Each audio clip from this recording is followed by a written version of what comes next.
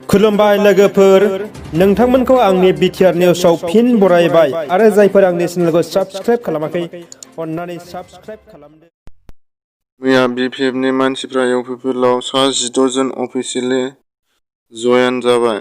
बिथांमोनहा बिपिएफनि मावथि हानजाफ्रा सनितपुर जिल्लानि धेकियाजुलि जोमैफुरि गामिनि गौतम बसुमतारीनि अनसुलि बिजि दरलाइ बसुमतारीया मैया धेकियाजुलि बेंकआव रां लायनो होननानै थांदोंमोन।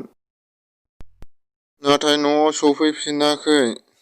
सोरबा रं नाम्बारजों खारलांदों होननानै सन्देह खालायदों।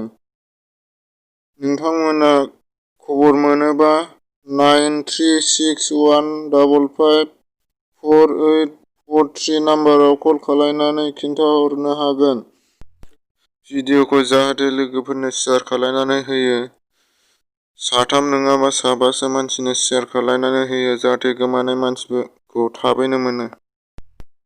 मैया उदालगुरि जिल्लानि सिङाव थानाय खाग्राबारि स्पोर्टस एस'सिएशननि बानजायनायाव मोनसे भलिबल खेला होनायाव अन्थाइगोरा बड'सा वार्ल्ड काप खाग्राबारि गेलेग्रा फरायसालिनि गेलेग्रा फोथाराव मैया भलिबल सेमिफाइनाल बादायलायनाय हाबाफारि लादों। बेवहाय मोजाङै मोजां खुंफुंजालाङो। मैया गलाफि गाबनि बासखौ बेखेवनानै होबाय। गुवाहाटीआव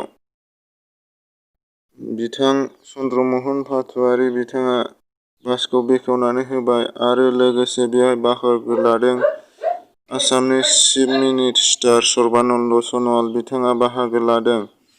बेखौ सिगां 15था बास खारहोग्रोनाय जागोन। बेवहाय गेदेर मानसि एबा बोराय बुरै एबा आइजो मानसिखौ भारा लानाय नङा होननानै बुंदों।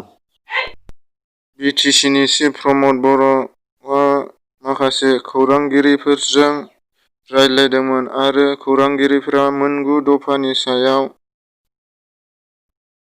गांसे आर'जलाइ गथायनानै होदों। बिटिआरनि खौरांगिरिफोरनि थाखाय 10 कौटि पेकेज होगोन होननानै प्रमद बर'आ बुंनानै होयो आरो बेखौ 5 बोसोरनि गेजेरावनो मावफुंनानै होगोन होननानै बुंदों।